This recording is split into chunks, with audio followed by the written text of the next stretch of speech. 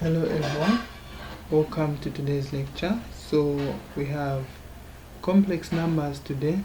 We're doing complex numbers, and to be specific, we'll be doing pure imaginary numbers, and we'll look at complex numbers in details, a bit detailed, and then from there we'll look at the algebraic operations of complex numbers. So what you need to understand about pure imaginary numbers that one of the most important thing you just need to understand there is that a pure imaginary number is simply just any square root of a negative number. So we all know to say from what we've been learning in other topics, we've been saying the square root of a negative number, for instance the square root of 25, negative 25, we are saying this does not exist. This is what we are saying. But on complex numbers, we can expand this by saying this is just the same as negative 1 times 25 there, and then from there we can derive that the square root of negative 1, according to complex numbers, we know that this is equal to I. So if the square root of negative 1 is equal to I, it means that this can be written as the square root of negative 1 times the square root of 25. So the square root of negative 1 there, we can replace that with I, and then the square root of 25 is simply just 5. So when you multiply the two, you just get 5I as your answer. So in other words, what I'm trying to say, or the definition of a pure imaginary number, a pure imaginary number is a pure complex number that, in short, okay, let me talk about complex numbers that, and then I'll come back to pure imaginary numbers. So for a complex number, it's usually denoted by Z, and it's in the form x plus iy. So this I is the one that makes this Z to become a complex number. And then when you look at this, this first part here is called the real part of the complex number. It's called the real part of the complex number, and then y there is the one that we're calling the imaginary part, because it's the one that contains the imaginary number. So it's the one that we're calling the imaginary part. So from there, okay, so y is called the imaginary number, and then from there, it's called the imaginary part. Then from there, I can now go back to defining what a pure imaginary number is. So a pure imaginary number is simply just a number that only consists of the imaginary number. It doesn't have a real part. So a pure imaginary number is a number that is like 5i. 5i doesn't have the real part, it only has the imaginary part. So this one is considered to be a pure imaginary number. So this is the difference between a complex number and a pure complex number, a normal complex number and a pure complex number. Alright, so let's look at a few notes. So we have these notes there. The square root of any negative number, for example, negative 1, the square root of negative 1, square root of negative 5, square root of negative 9, and so on, are called pure imaginary numbers. Since by definition of a surd, the square root of negative 5 can be written as the square root of 5 times the square root of negative 1, which I just illustrated there. I used 25. I said the square root of negative 25 can be written as the square root of 25 times the square root of negative 1.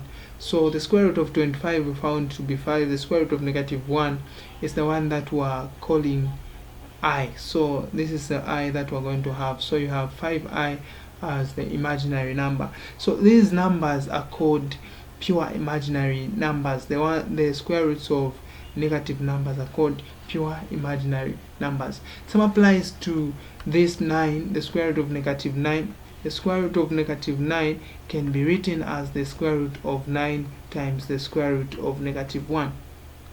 So the square root of 9 is simply just 3. The square root of negative 1 is I. So this is also a pure imaginary number. Okay, so 3i is also a pure imaginary number.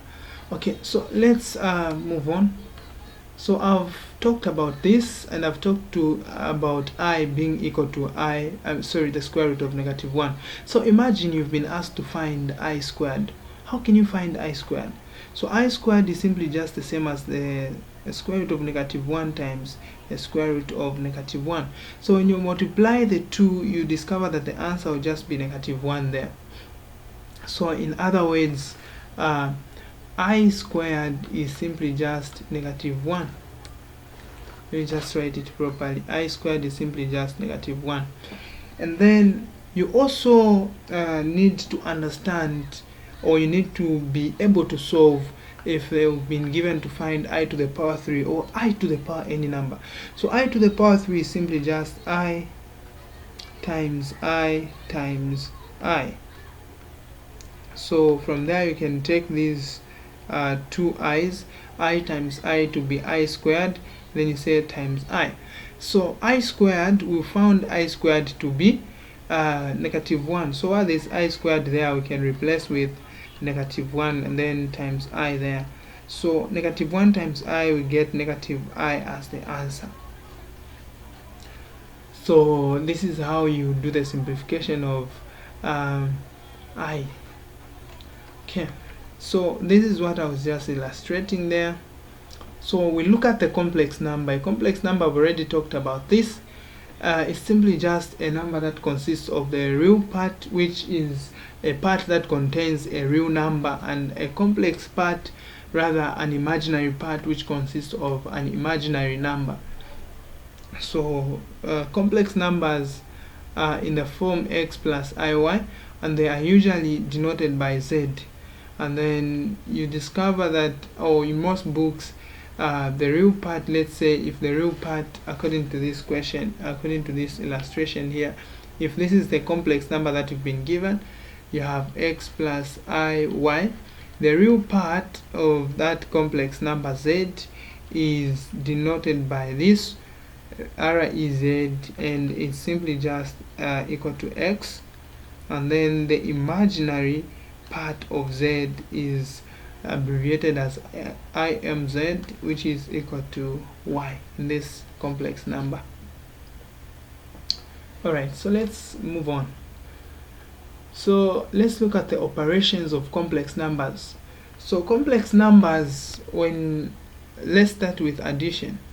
So adding complex numbers is straightforward. You just add the corresponding, if for instance you have z1 is equal to a plus bi, or ib, is just the same, then you have z2 is equal to x plus iy. So if you have these two complex numbers and you've been told to add z1 and z2, so adding these two complex numbers is just simply found by adding the real parts there and the imaginary parts. So we add the real parts. When we add the real parts, okay, let's add these complex numbers. Let me just write them the way they are. So let me write z1. We have z1, which is a plus bi, and then z2 is simply just so we're adding it to x plus iy.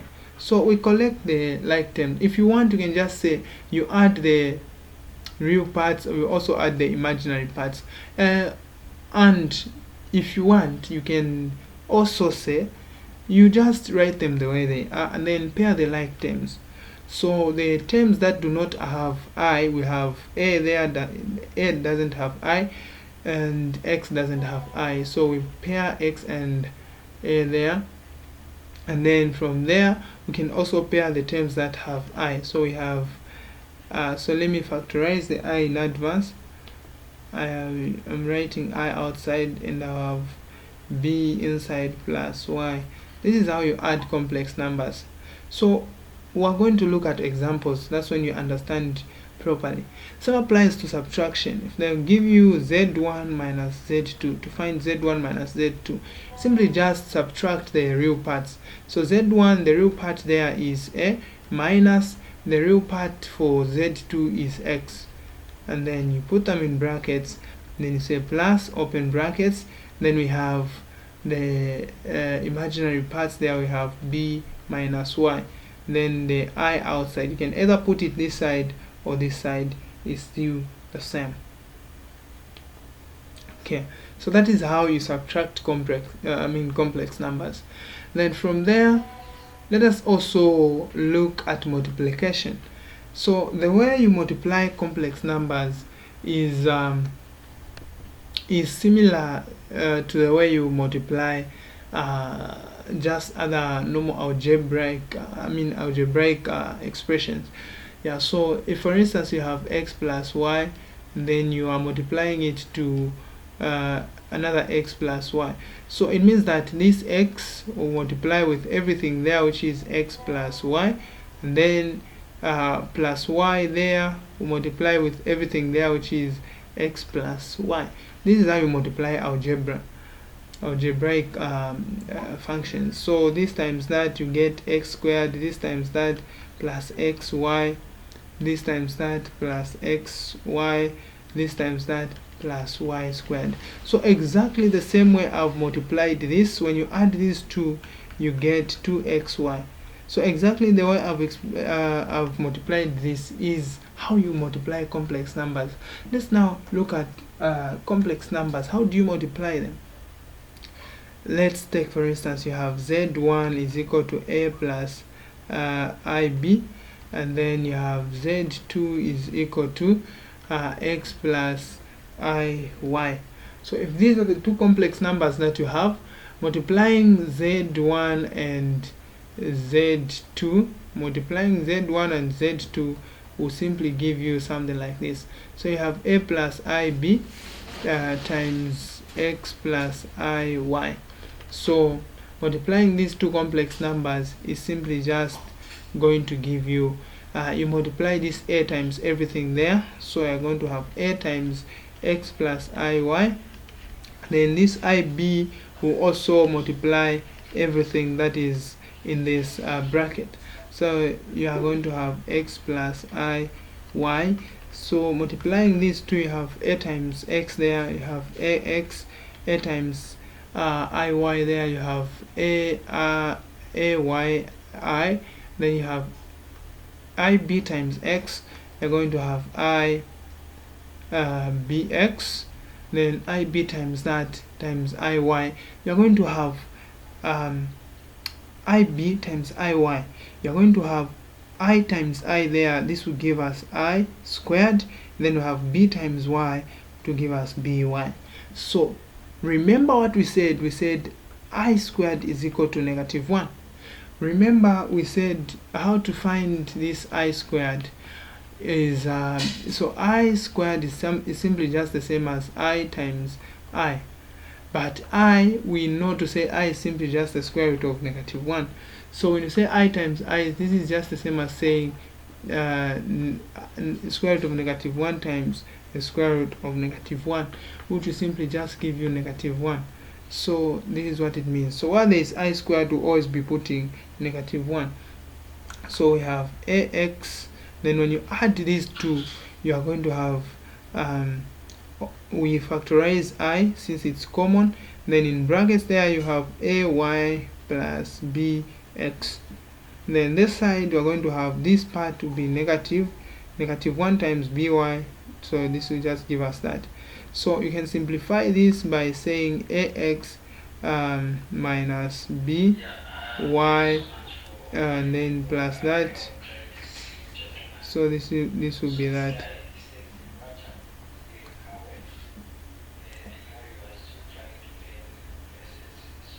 Okay, so this is exactly how you multiply complex numbers.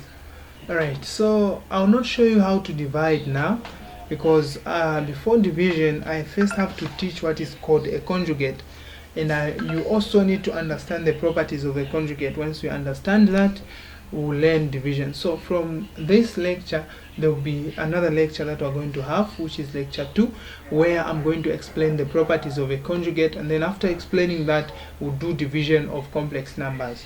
Alright, so let's take a look at the notes. So I've explained all this. So these, okay, I didn't talk about equal complex numbers. So equal complex numbers, if for instance z is equal to x plus iy, then you have w is equal to u plus vi. If these two complex numbers z is equal to w, it means that their real parts, meaning x and x will be equal to a. Oh, sorry, I'm writing a and x thinking it's the previous question. So it means that x will be equal to u. The real parts will be equal. So we have x will be equal to u, and the imaginary parts will also be equal, meaning y will be equal to v. That's what it means when we say these two complex numbers are equal. Alright, so let's look at this question there. So we have this question: find the value of a and b. Find the value of a and b, which, for which 2a is, 2a plus 3i is equal to 6 minus ib. So they are, in other words, they are saying these two complex numbers are equal. So when these two complex numbers are equal, we equate the real part, the part that does not consist of I, the part that does not have I, you equate it, this one which is this side, you equate it to that one, and then the imaginary part which has I there, you equate them together as well. So we'll start with 2a. So 2a is simply just equal to 6, and then we have 3i will be equal to negative bi. So you have 3i is equal to negative ib. If you want, you can include the i's. If you want, you can't include them. But remember, I said what is equal is the anyway, whether you say the imaginary parts are equal, or rather the complex part, or the complex part is equal to the other, it's still the same. So this side we can divide by 2. We have a is equal to 2 into 6, we get 3. So here we also do the same. So we can divide by negative I, divide by negative I. So this I and that I will cancel. Negative 1 into 3. We're going to have b is equal to negative 3 as the answer. So this is how simple it is. Let us move on to the next question. So let's look at addition of complex numbers. So I've explained this: when you're adding two complex numbers, w and z, you simply just add the real parts in both expressions, you put them together, then plus the imaginary parts, you put them together there. Okay, same applies to subtraction, you do the same. Multiplication, I've explained this.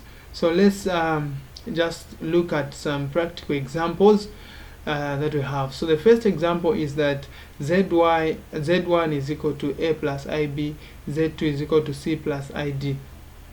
And if you have z1 and z2, then they ask you to find z1 plus z2. The answers that you are going to get, you will just be found by adding the real parts there. So when you add a and c there, so it means that you have a. Okay, let's just do this to make the work easy. We just add this complex number and that complex number, meaning we have a plus ib plus c plus id. So we have this first complex number plus this second complex number. So we pair the like terms. The like terms, the numbers we have, the letters without I, we have a and c. So we're going to have a plus c there in brackets, then plus the numbers with I, we have rather the letters with I are just b and d. So we can write I outside, then we have b plus d. Okay, so let's move on to the next one. So the next one is simply just 3 plus 2i plus 4 minus 6i. So even in this question, we pair the like terms. So the like terms, we have 3 and 4. So we're going to say 3 positive 4 there. And then we have 2i negative 6i. We have positive 2i negative 6i. So 3 plus 4 there, you get 7. 2i minus 6i, you get negative 4i. This is how simple it is. Mathematics is simple. Let's move on. So we also get this expression there. We pair the like terms, numbers without I. We have 2 and 1 there, so we can write 2 and 1 there. Then we have numbers which consist of I, so we have root 2i and I, so we have positive the root of 2i and just I. So we have 2 plus 1 there, the answer is 3. And then this part we can factorize I, so I is common. Factorize I, we're going to remain with the root of 2 plus 1. This is how you find the solutions. So let's look at subtraction. So subtraction, we only have one question there because you do it in a similar way we do addition. So you have z1 and z2 there.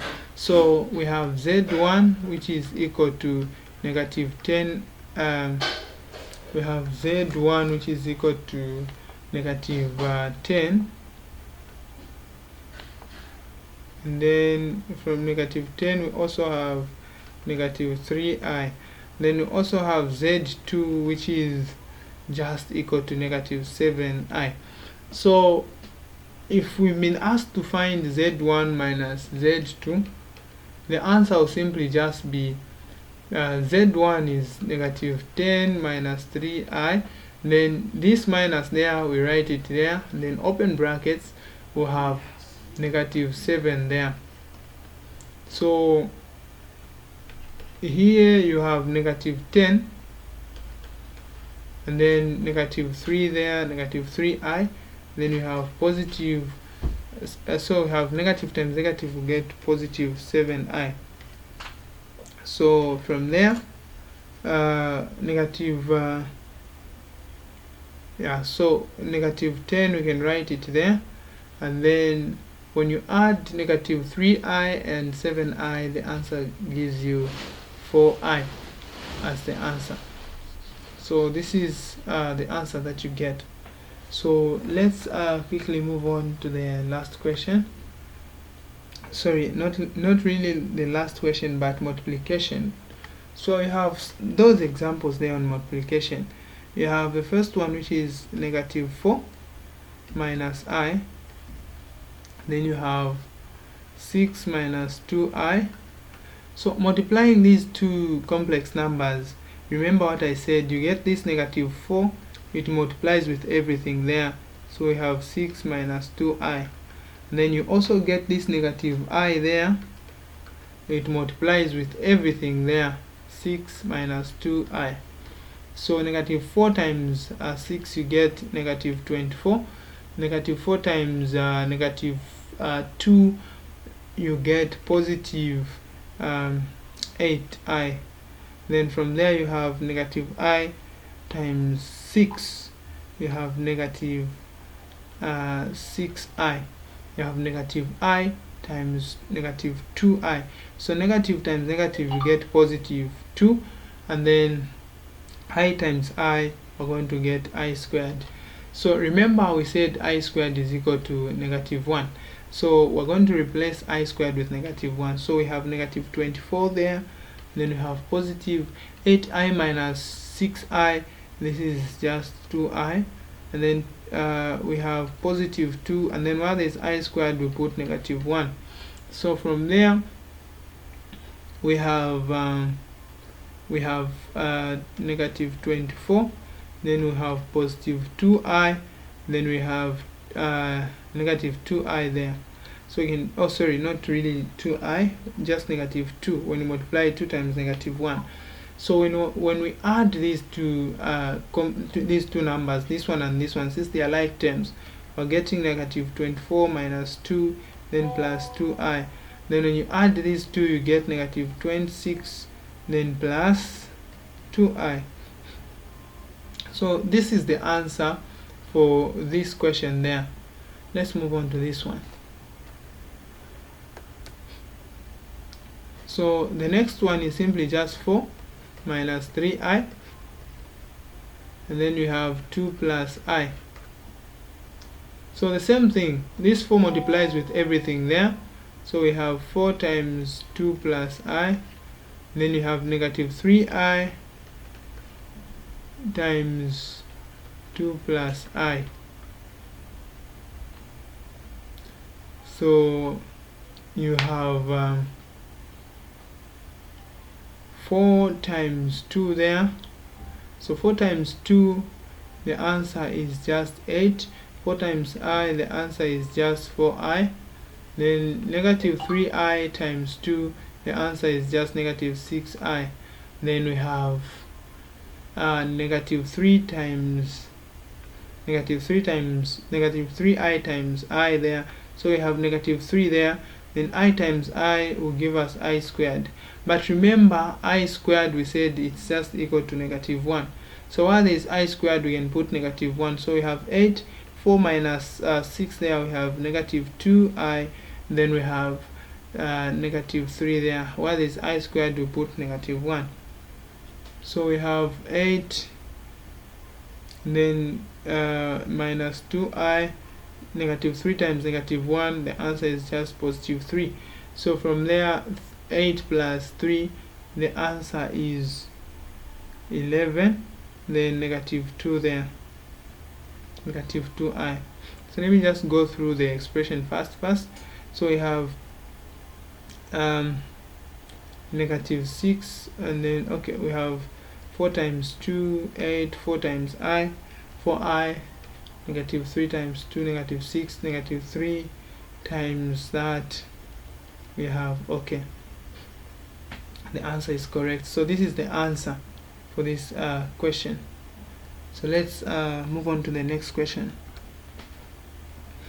So the last question we have is root 2 over 2 plus root 2 over 2I, and then everything in brackets squared. So this expression can also be written as the root of 2 over 2 plus the root of 2 over 2I there, then times, since it's to the power 2, it means that it's multiplying itself 2 times. So 2 over 2 plus the root of 2 over 2I. Then from there we start multiplying. So I have the root of 2 over 2, open brackets. So this root 2 over 2 will multiply with everything there.